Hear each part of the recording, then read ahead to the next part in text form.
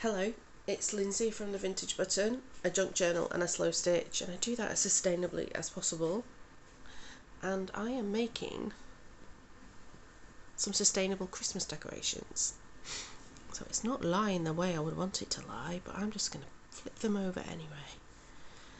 These are super easy Christmas stars that you can make into garlands that could be hung from, I don't know, you could hang them on your tree, you could hang them as part of your garlands that you swag over your fireplace or down your banister.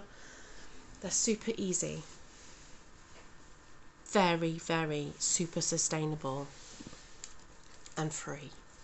I mean, I think that's winner all the way through, really, isn't it? So it's just orange peel.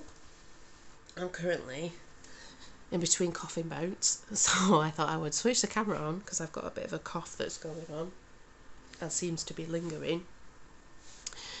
And I've been eating lots of oranges to help me get over just that sort of, you want citrus, don't you?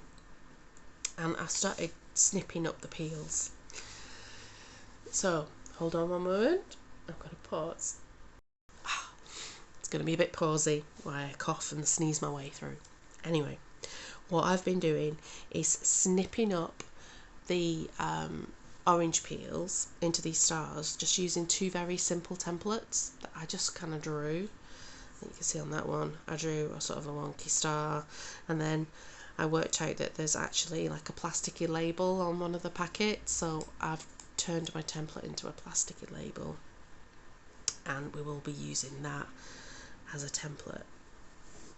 So I just simply peeled my oranges, and as I was peeling it I was a little bit mindful once I started to do this, just like how I was peeling it, because these are quite small. These are tangerines, small sort of sweet oranges that you get kind of this time of year in the northern hemisphere. They're probably coming from the southern hemisphere. I have no idea where they're from. I should know, but I don't. And you end up with an orange peel where you can put your little stencil on and snip around. I don't have my scissors. And you snip around them, and then you get the shapes. And then once we've got the shapes, it's so easy. It's some embroidery floss.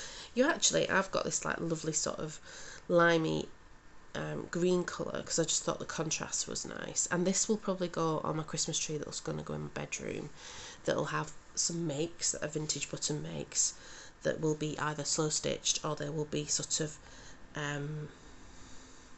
junk journal inspired. So I've got some notions of making paper fairies out of vintage photographs. I did that in my junk journal July book, and I really wanted to do it on my Christmas tree. As I was making that book, I was like, oh, I could make Christmas decorations out of these, and so I've got plans for that.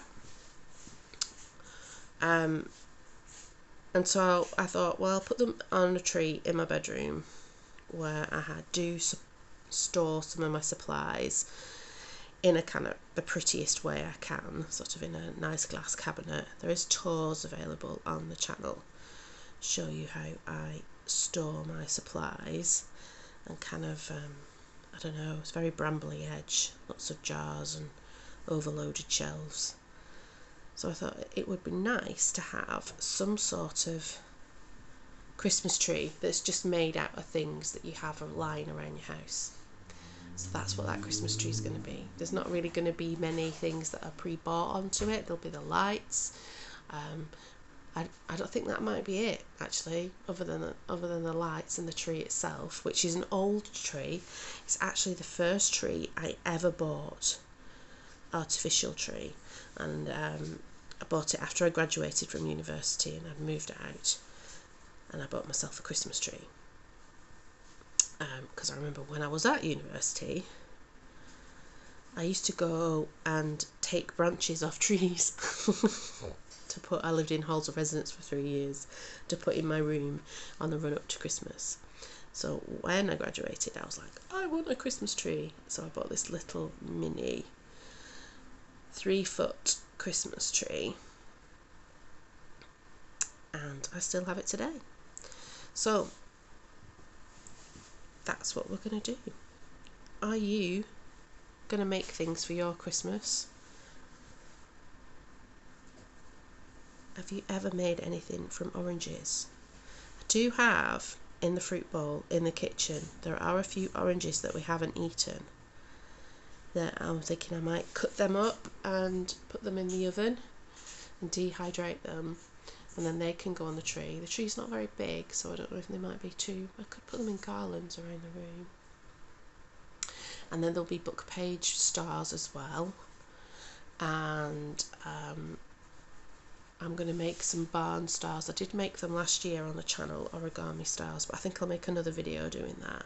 And that might be the star that goes on the top of the Christmas tree. Like a paper star.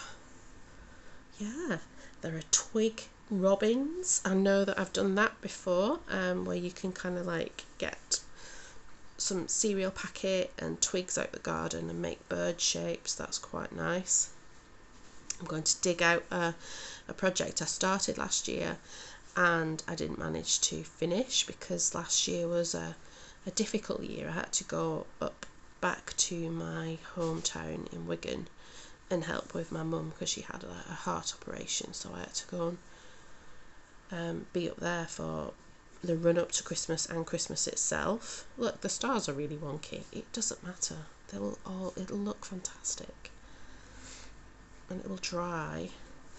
And you can see some of these have been dry because it's a couple of days worth of, you know, some of them have started to dry out and they're deepening in colour.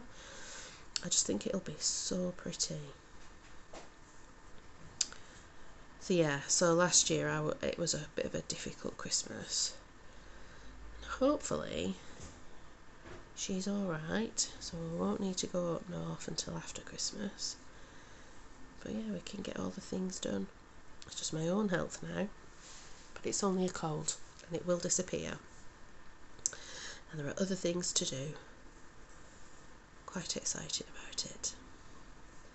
So yeah, what are your plans? Are you going to make some of your own Christmas decorations? Are you going to turn some trash into treasure? Because again, that's what this is. It's like literally stuff that should be composted. And because I'm using like a cotton thread, this could be composted at the end of the season. I actually think it probably will be alright to sort of be dried out and kept from year to year. And I might actually put some paint on it.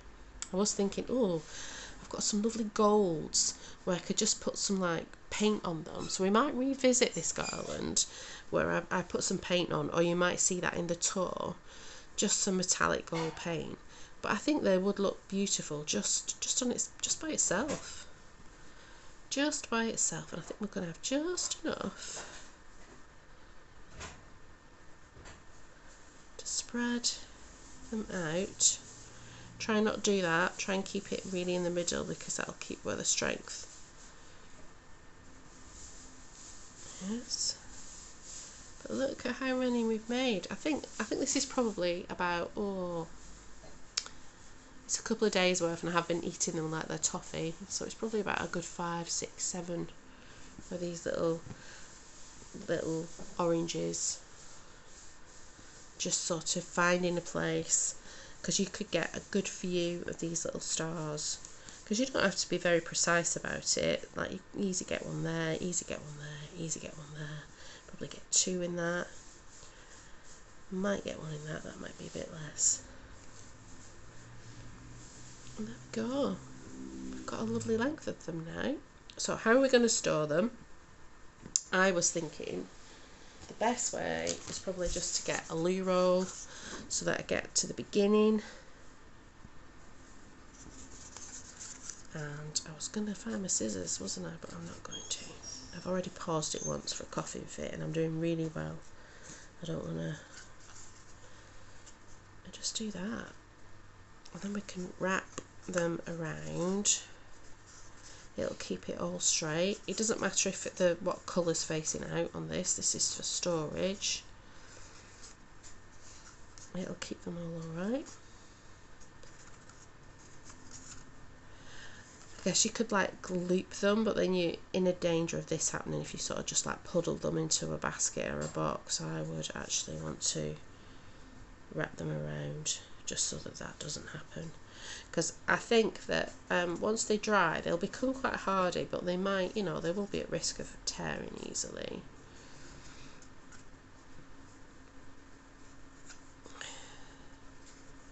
So there we go. Quick little video from the vintage button. I'm sorry it's not a slow stitch. I wanted to get my robin out, a robin bag. I'm going Christmas shopping next week with a friend at a craft fair, so I thought, oh, that'll be nice to have that done, but it might not get done. We shall see. It might. I've not actually looked at it. It's a project I did when I was up in Wigan, and I haven't actually looked at it since I've come down. This is why I want you to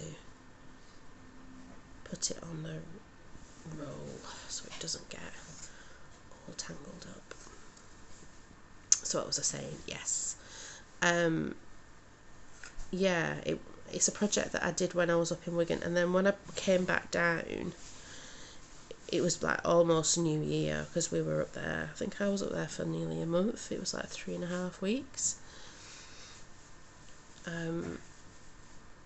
So yeah, I kind of lost it in my creative sort of process, but I will dig it out again and we'll see how far we got, because I would like to have a sort of nice bag to take on that shopping trip that's festive.